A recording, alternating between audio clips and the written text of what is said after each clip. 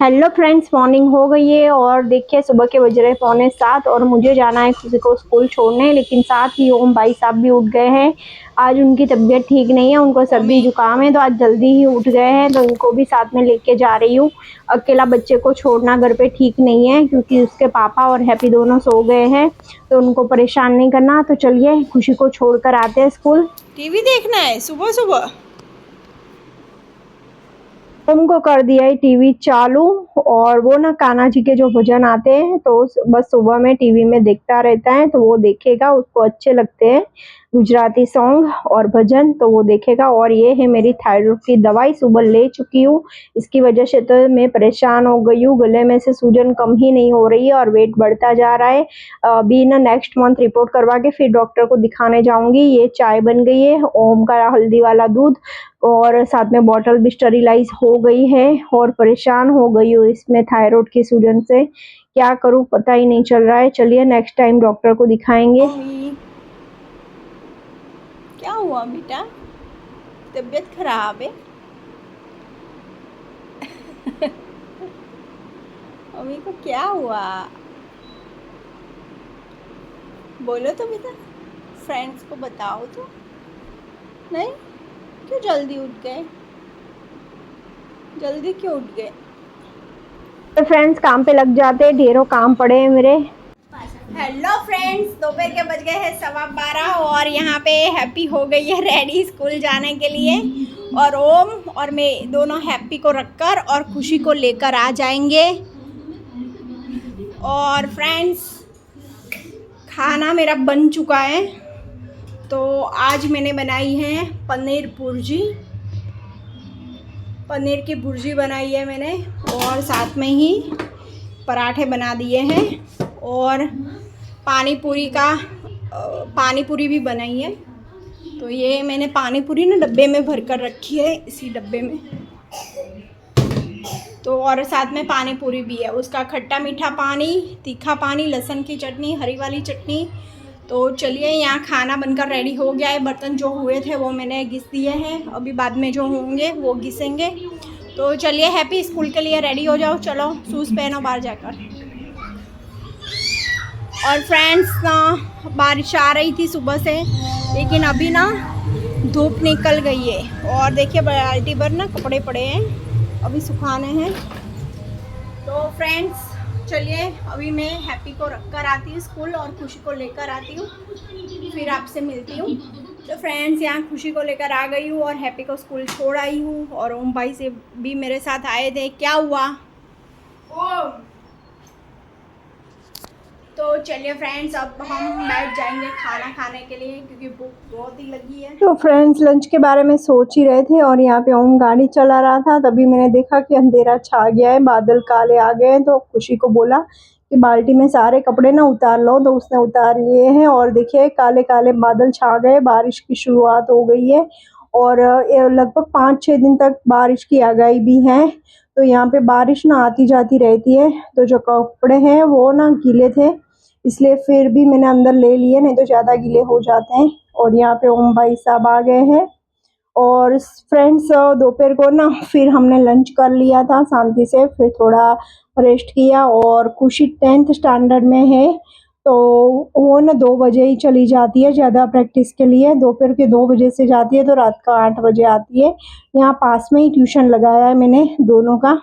और यहाँ पे हैप्पी मैन आ गए हैं, और बैक कैमरा ना मुझे परेशान कर रहे हैं, तो इसीलिए मैं उसके साथ बातें भी करती जा रही हूँ। यहाँ पे चाय बन रही है, ओम के लिए हल्दी वाला दूध, और हाँ जो दूध लाई थी वो भी गर्म कर दे रहे हैं, और साथ साथ में जो बर्तन है वो भी लगा देंगे। और हैप्पी ना मेरी बहुत चुलबुली और मस्तीखोर है, तो वो ना जैसे ही आती है तो ऐसे मुझे परेशान करना शुरू कर देती है। वो जैसे ही 5:30 बजे स्कूल से छूटती है, वैसे ही मैं या उसके पापा उसको ले आते हैं। और फिर ना हाँ, आज तो मैं ही गई थी लेने के लिए, तो बस उसको ले आई हूँ। और अभी वो कपड़े चेंज कर लेगी और थोड़ा सा कुछ खा लेगी, फिर उसको 6 बजे की ट्यूशन होती है, तो वापस वो ट्यूशन चली जाएगी। फिर रात को 8 बजे दोनों बच्चियाँ मेरी साथ में ही आती है। तो यहाँ पे ना ओम भाई साहब तो मेरे साथ ही रहते हैं पूरे दिन, और मुझे बहुत परेशान करता है ये लड़का। और आज तो वैसे भी उसकी तबीयत ठीक नहीं है, तो मुझे इतना परेशान किया है ना, सर्दी जुकाम हो गया है, तो विक्स की डब्बी लेके आता है और घड़ी पड़ी मुझसे लगवा रहा है और मुझे परेशान कर रहा है। लेकिन जैसे ही मैं बाहर निकल रही हूँ तो उसको टोपी पहना दे रही हूँ, क्योंकि बाहर ना बिल्कुल ठंडा मौसम हो गया है बारिश की वजह से और ठंडी ठंडी हवा चल रही है इसीलिए, और मौसम बदलता है वैसे ही ओम थोड़ा सा ना उसे सर्दी जुकाम हो ही जाता है। फ्रेंड, सच में हम हाउस वाइफ यानी होम मेकर होते हैं तो उनकी ड्यूटी तो ना सुबह से चलती रहती है तो रात तक चलती रहती है। ऐसे तो 24 घंटे की ड्यूटी है, बस रात अच्छा है भगवान ने बनाई है, नहीं तो हम पूरे दिन ही लगी रहते। और यहाँ पे हैप्पी और मैं ना मस्ती कर रहे थे और उसके पापा भी मस्ती कर रहे थे, हम तीनों की हंसी मजाक चल रही थी। तो बस चाय बन गई है, तो पतिदेव को पहले चाय पिला देते हैं, तो चलिए उनको चाय दे देती हूँ। चाय पिएगा, मैं तो चाय पिएगा, मैं तो चाय पिएगा, मैं तो चाय पीऊंगा, मैं तो चाय पीऊंगा, मैं तो चाय जॉनी स्माइल देता नहीं स्माइल, मैं तो चाय पीऊंगा, मैं तो चाय चाय चाय मम्मी आओ डांस कराने दो, चाय જોઈએ છે ને ગાવો डांस मैं तो चाय पीऊंगा। વિચિત્ર વર્તન લાગ્યું જ્યારે શંકા વધી ત્યારે પરિવારે લાવ. રસ્તાની આસપાસ વિસ્તારોમાં સીસીટીવી કેમેરા લગાવી દીધા અને પછી જે દ્રશ્યો સામે આવ્યા તેને જોઈને પરિવાર સ્તબ્ધ થઈ ગયો।